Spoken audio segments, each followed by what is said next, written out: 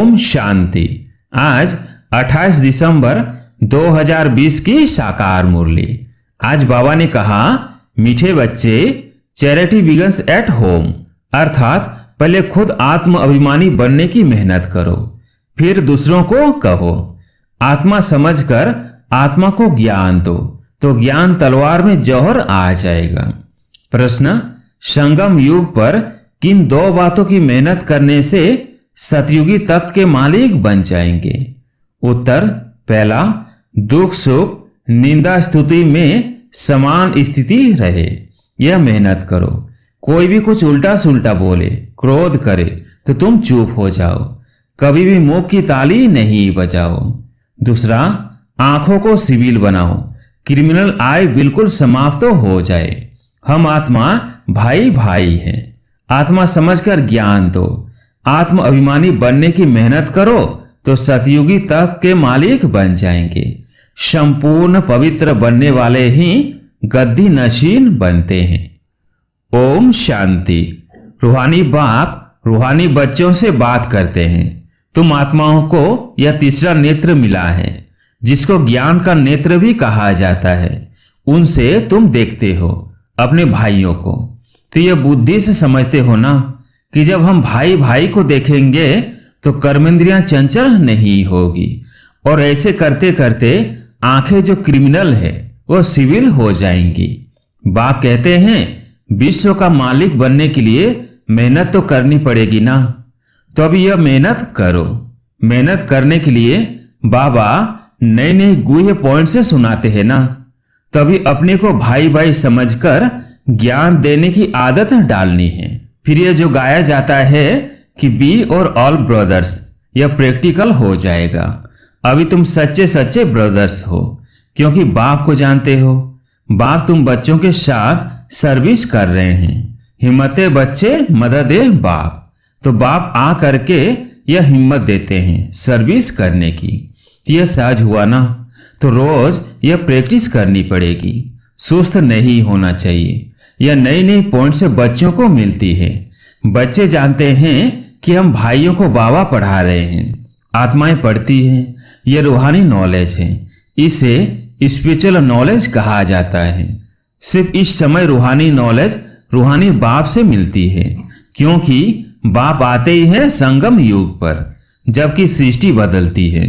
यह रूहानी नॉलेज मिलती भी तब है जब सृष्टि बदलने वाली है। बाप आकर यही तो रूहानी नॉलेज देते हैं कि अपने को आत्मा समझो। आत्मा नंगी अर्थात अशरीरी आई थी, यहां फिर शरीर धारण करती है। शुरू से अब तक आत्मा ने 84 जन्म लिए हैं, परंतु नंबरवार जो जैसे आए होंगे वो वैसे ही ज्ञान योग की मेहनत करेंगे। फिर देखने में भी आता है कि जैसे जिसने कल्प पहले जो पुरुषार्थ किया, मेहनत किया, वो अभी भी ऐसे ही मेहनत करते रहते हैं। अपने लिए मेहनत करनी है, दूसरे कोई के लिए तो नहीं करनी होती है। तो अपने को ही आत्मा समझ करके अपने साथ मेहनत करनी है। दूसरा क्या करता है उसमें हमारा क्या जाता है। चैरिटी बिगन्स एट होम, माना पहले पहले खुद मेहनत करनी है, पीछे दूसरों को अर्थात भाइयों को कहना है। जब तुम अपने को आत्मा समझ करके आत्मा को ज्ञान देंगे तो तुम्हारी ज्ञान तलवार में जौहर रहेगा। मेहनत तो है ना, तो जरूर कुछ न कुछ सहन करना पड़ता है। इस समय दुख सुख निंदा स्तुति मान अपमान ये सब थोड़ा बहुत सहन करना पड़ता है। तो जब भी कोई उल्टा सुल्टा बोलता है तो कहते हैं चुप। जब कोई चुप कर देते हैं तो पीछे कोई गुस्सा क्या करेंगे। जब कोई बात करते हैं और दूसरा भी बात करते हैं तो मुंह की ताली बजती है। अगर एक ने मुंह की ताली बजाई और दूसरे ने शांत किया तो चुप। बस यह बाप सिखलाते हैं। कभी भी देखो कोई क्रोध में आते हैं तो चुप हो जाओ, आप ही उसका क्रोध शांत हो जाएगा। दूसरी ताली बजेगी नहीं। अगर ताली से ताली बजी तो फिर गड़बड़ हो जाती है। इसलिए बाप कहते हैं, बच्चे कभी भी इन बातों में ताली नहीं बजाओ, न विकार की, न काम की, न क्रोध की। बच्चों को हर एक का कल्याण करना ही है। इतने जो सेंटेंस बने हुए हैं किस लिए? कल्प पहले भी तो ऐसे सेंटर्स निकले होंगे। देवों का देव बाप देखते रहते हैं कि बहुत बच्चों को यह शौक रहता है कि बाबा सेंटर्स खोलूं। हम सेंटर खोलते हैं, हम खर्चा उठाएंगे, तो दिन प्रतिदिन ऐसे होते जाएंगे, क्योंकि जितना विनाश के दिन नजदीक होते जाएंगे उतना फिर इस तरफ भी सर्विस का शौक बढ़ता जाएगा। अभी बाप दादा दोनों इकट्ठे हैं, तो हर एक को देखते हैं कि क्या पुरुषार्थ करते हैं, क्या पद पाएंगे, किसका पुरुषार्थ उत्तम, किसका मध्यम, किसका कनिष्ठ है, वह तो देख रहे हैं। टीचर भी स्कूल में देखते हैं कि स्टूडेंट किस सब्जेक्ट में ऊपर नीचे होते हैं, तो यहाँ भी ऐसे ही है। कोई बच्चे अच्छी तरह से अटेंशन देते हैं तो अपने को ऊंचा समझते हैं, कोई समय फिर भूल करते हैं, याद में नहीं रहते हैं तो अपने को कम समझते हैं। ये स्कूल है ना। बच्चे कहते हैं बाबा हम कभी कभी बहुत खुशी में रहते हैं, कभी कभी खुशी कम हो जाती है। तो बाबा अभी समझाते रहते हैं कि अगर खुशी में रहना चाहते हो तो मन मना भव, अपने को आत्मा समझो और बाप को भी याद करो। सामने परमात्मा को देखो तो अकाल तख्त पर बैठा हुआ है, ऐसे भाइयों की तरफ भी देखो। अपने को आत्मा समझ करके फिर भाई से बात करो। भाई को हम ज्ञान देते हैं, बहन नहीं, भाई भाई आत्माओं को ज्ञान देते हैं। अगर यह आदत तुम्हारी पड़ जाएगी तो तुम्हारी जो क्रिमिनल आई है, जो तुमको धोखा देती है, वो आहिस्ते आहिस्ते बंद हो जाएगी। आत्मा आत्मा में क्या करेगी? जब देह अभिमान आता है तब गिरते हैं। बहुत कहते हैं बाबा हमारी क्रिमिनल आई है। अच्छा, क्रिमिनल आई को अभी सिविल आई बनाओ। बाप ने आत्मा को दिया ही है तीसरा नेत्र। तीसरे नेत्र से देखेंगे तो फिर तुम्हारी देह को देखने की आदत मिट जाएगी। बाबा बच्चों को डायरेक्शन तो देते रहते हैं, इनको अर्थात ब्रह्मा को भी ऐसे ही कहते हैं। यह बाबा भी देह में आत्मा को देखेंगे, इसको ही कहा जाता है रूहानी नॉलेज।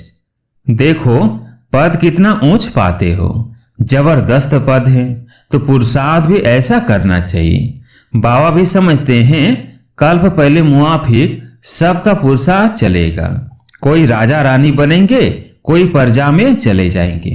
तो यहाँ जब बैठकर निष्ठा अर्थात योग भी करवाते हो तो अपने को आत्मा समझ करके दूसरे की भी भ्रिकुटी में आत्मा को देखते रहेंगे, तो फिर उनकी सर्विस अच्छी होगी। जो देही अभिमानी होकर बैठते हैं वो आत्माओं को ही देखते हैं। इसकी खूब प्रैक्टिस करो। अरे उच्च पद पाना है तो कुछ तो मेहनत करेंगे ना। तो अभी आत्माओं के लिए यही मेहनत है। यह रूहानी नॉलेज एक ही दफा मिलती है और कभी भी नहीं मिलेगी, न कलयुग में न सतयुग में, सिर्फ संगम युग में। सो भी ब्राह्मणों को यह पक्का याद कर लो, जब ब्राह्मण बनेंगे तब देवता बनेंगे, ब्राह्मण नहीं बने तो फिर देवता कैसे बनेंगे। इस संगम युग में ही यह मेहनत करते हैं और कोई समय में यह नहीं कहेंगे कि अपने को आत्मा, दूसरे को भी आत्मा समझ उनको ज्ञान दो। बाप जो समझाते हैं उस पर विचार सागर मंथन करो, जज करो कि क्या यह ठीक है, हमारे फायदे की बात है। हमको आदत पड़ जाएगी कि बाप की जो शिक्षा सो भाइयों को देना है, फीमेल को भी देना है, तो मेल को भी देना है। देना तो आत्माओं को ही है। आत्मा ही मेल फीमेल है, बहन भाई बनी है। बाप कहते हैं मैं तुम बच्चों को ज्ञान देता हूं, मैं बच्चों की तरफ आत्माओं को देखता हूं और आत्माएं भी समझती है कि हमारा परमात्मा जो बाप है वो ज्ञान देते हैं, तो इसको कहेंगे यह रूहानी अभिमानी बने हैं। इसको ही कहा जाता स्पिरिचुअल ज्ञान की लेन देन आत्मा की परमात्मा के साथ। तो यह बाप शिक्षा देते हैं कि जब भी कोई विजिटर आदि आते हैं तो भी अपने को आत्मा समझ आत्मा को बाप का परिचय देना है। आत्मा में ज्ञान है, शरीर में नहीं है, तो उनको भी आत्मा समझ करके ही ज्ञान देना है। इससे उनको भी अच्छा लगेगा। जैसे कि यह जौहर है तुम्हारे मुख में, इस ज्ञान की तलवार में जौहर भर जाएगा। क्योंकि देही अभिमानी होते हो ना, तो अभी प्रैक्टिस करके देखो। बाबा कहते हैं जज करो, यह ठीक है। और बच्चों के लिए भी यह कोई नई बात नहीं है, क्योंकि बाप समझाते ही सज करके हैं। चक्र लगाया, अब नाटक पूरा होता है। अभी बाबा की याद में रहते हैं। तमो प्रधान से सतो प्रधान बन सतो प्रधान दुनिया का मालिक बनते हैं। फिर ऐसे ही सीढ़ी उतरते हैं। देखो कितना सहज बताते हैं। हर 5000 वर्ष के बाद मेरे को आना होता है। ड्रामा के प्लान अनुसार मैं बधाईमान हूं। आकर के बच्चों को बहुत सहज याद की यात्रा सिखलाता हूं। बाप की याद में अंतमति सोगति हो जाएगी। यह इस समय के लिए है, यह अंत काल है। अभी इस समय बाप बैठ करके युक्ति बतलाते हैं कि मामे कम याद करो तो सदगति हो जाएगी। बच्चे भी समझते हैं कि पढ़ाई से यह बनूंगा, फलाना बनूंगा। इसमें भी यही है कि मैं जा करके नई दुनिया में देवी देवता बनूंगा। कोई नई बात नहीं है। बाप तो घड़ी घड़ी कहते हैं नथिंग न्यू। यह तो सीढ़ी उतरनी चढ़नी है। जिनकी कहानी है ना, उसको सीढ़ी उतरने और चढ़ने का काम दिया गया। यह नाटक ही है, चढ़ना और उतरना। याद की यात्रा बहुत मजबूत हो जाएंगे। इसलिए भिन्न भिन्न प्रकार से बाप बच्चों को बैठ सिखलाते हैं कि बच्चे अभी देही अभिमानी बनो। अभी सबको वापिस जाना है। तुम आत्मा पूरे 84 जन्म लेकर तमो प्रधान बन गई हो। भारतवासी ही शतो रजो तमो बनते हैं। दूसरी कोई नेशनलिटी को नहीं कहेंगे कि पूरे 84 जन्म लिए हैं। बाप ने आकर के बताया है, नाटक में हर एक का पार्ट अपना अपना होता है। आत्मा कितनी छोटी है, साइंसदानों को यह समझ में ही नहीं आएगा। कितनी छोटी आत्मा में यह अविनाशी पार्ट भरा हुआ है। यह सबसे वंडरफुल बात, यह छोटी सी आत्मा और पार्ट कितना बजाती है। वह भी अविनाशी। यह ड्रामा भी अविनाशी है और बना बनाया है। ऐसे नहीं कोई कहेंगे कि कब बना, नहीं, यह कुदरत है। यह ज्ञान बड़ा वंडरफुल है। कभी कोई यह ज्ञान बता ही नहीं सकते हैं। ऐसे कोई की ताकत नहीं है जो ज्ञान बताए। तो ये बच्चों को बाप दिन प्रतिदिन समझाते रहते हैं। अभी प्रैक्टिस करो कि हम अपने भाई आत्मा को ज्ञान देते हैं, आप समान बनाने के लिए, बाप से वर्षा लेने के लिए, क्योंकि सब आत्माओं का हक है। बाबा आते हैं सभी आत्माओं को अपना अपना शांति व सुख का वर्षा देने। हम जब राजधानी में होंगे, बाकी सब शांति धाम में होंगे। पीछे जय जयकार होंगी, यहाँ सुख ही सुख होगा। इसलिए बाप कहते हैं पावन बनना है। जितना जितना तुम पवित्र बनते हो उतना कशिश होती है। जब तुम बिल्कुल पवित्र हो जाते हो तो गद्दी नशीन हो जाते हो। तो प्रैक्टिस यह करो। ऐसे मत समझना कि बस ये सुना और कान से निकाला। नहीं, इस प्रैक्टिस बिगर तुम चल नहीं सकेंगे। अपने को आत्मा समझो, वो भी आत्मा भाई भाई को बैठकर समझाओ। रूहानी बाप रूहानी बच्चों को समझाते हैं। इसको कहा जाता है रूहानी स्पिरिचुअल नॉलेज। स्पिरिचुअल फादर देने वाला है। जब चिल्ड्रन पूरा स्पिरिचुअल बन जाते हैं, एकदम प्योर बन जाते हैं, तो जाकर सतयुगी तख्त के मालिक बनते हैं। जो प्योर नहीं बनेंगे वो माला में भी नहीं आएंगे। माला का भी कोई अर्थ तो होगा ना। माला का राज दूसरा कोई भी नहीं जानते हैं। माला को क्यों सिमरते हैं? क्योंकि बाप की बहुत ही मदद की है। तो क्यों नहीं सिमरे जाएंगे? तुम सिमरे भी जाते हो, तुम्हारी पूजा भी होती है और तुम्हारे शरीर को भी पूजा जाता है। और मेरी तो सिर्फ आत्मा को पूजा जाता है। देखो तुम तो डबल पूजे जाते हो, मेरे से भी जास्ती। तुम जब देवता बनते हो तो देवताओं की भी पूजा करते हैं। इसलिए पूजा में भी तुम तीखे, यादगार में भी तुम तीखे और बादशाही में भी तुम तीखे। देखो तुमको कितना ऊंचा बनाता हूं। तो जैसे प्यारे बच्चे होते हैं, बहुत लव होता है, तो बच्चों को कूल्हे पर माथे पर भी रखते हैं। बाबा एकदम सिर पर रख देते हैं।